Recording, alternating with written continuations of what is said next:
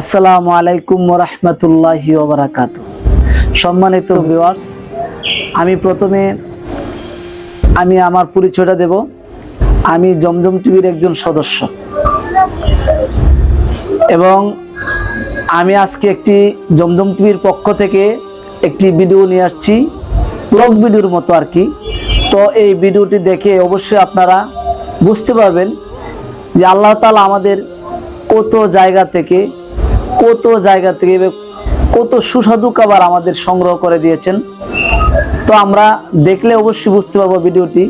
আর এই ভিডিওটি যদি আমরা দেখি তাইলে আমরা বুঝতে পারবো যে আল্লাহ তাআলার পরিচয়, আমরা জানতে পারবো আল্লাহ তাআলার পরিচয়। এগুলো লক্ষ্য করলে অবশ্যই আমরা এগুলা বুঝতে পারবো।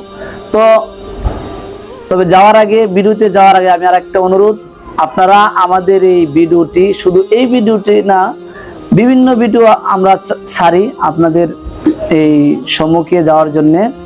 তো আমাদের এই ভিডিওগুলো আপনারা দেখে যদি আপনাদের কাছে ভালো লাগে কিছু কমেন্ট করবেন, লাইক করবেন এবং সাবস্ক্রাইব করবেন।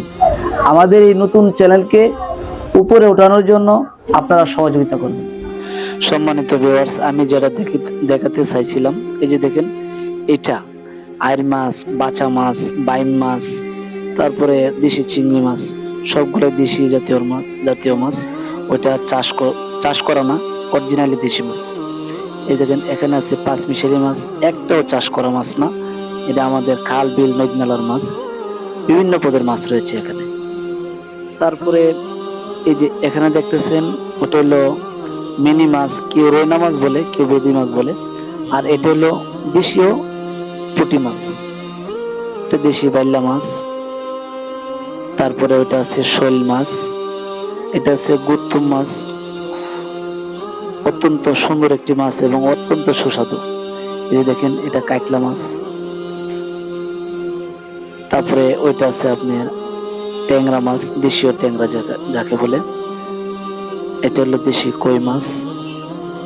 এটা হলো আইর মাছ, কেউ গুচি আইর বলে। আর এটা হলো দেশি চিংড়ি মাছ, আকারে ছোট হলো, এটার দাম অনেক বেশি।